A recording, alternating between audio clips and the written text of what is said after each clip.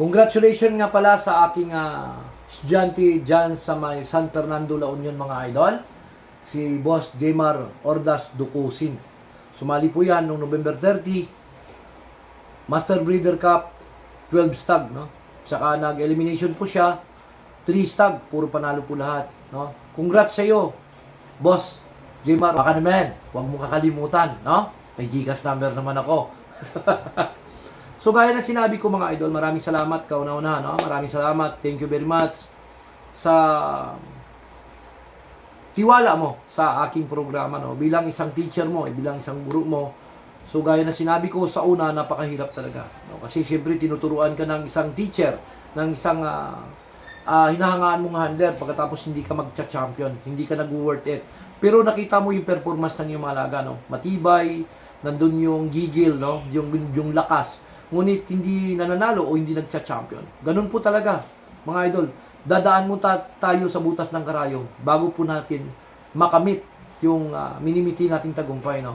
So, sa conditioning mga idol, kailangan mo mag-effort, no? Kailangan mo magpakapuyat, magpakapagod, no? Kailangan yon. Trabahuin mo para maging mas malakas pa yung mga alaga nyo. At yan na nga, ito na yung chance nyo. Diba? Sinabi ko naman na panapanahon yung pag-unlad, no?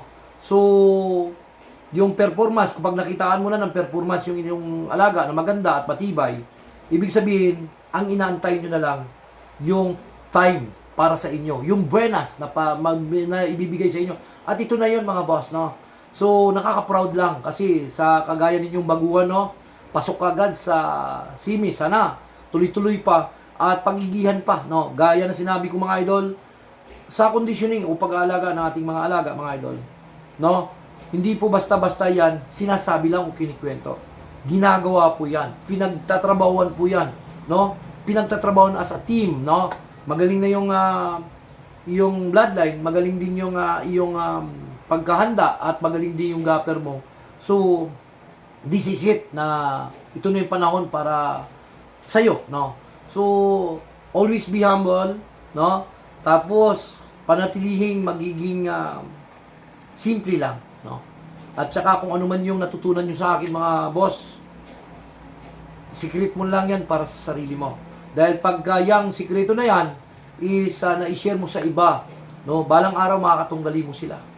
So, kinakailangan kung ano man yung binigay kong programa para sa inyo, yung kaalaman, no? Konting kaalaman, paglaguin nyo pa, paunlarin nyo pa, i-level up nyo pa.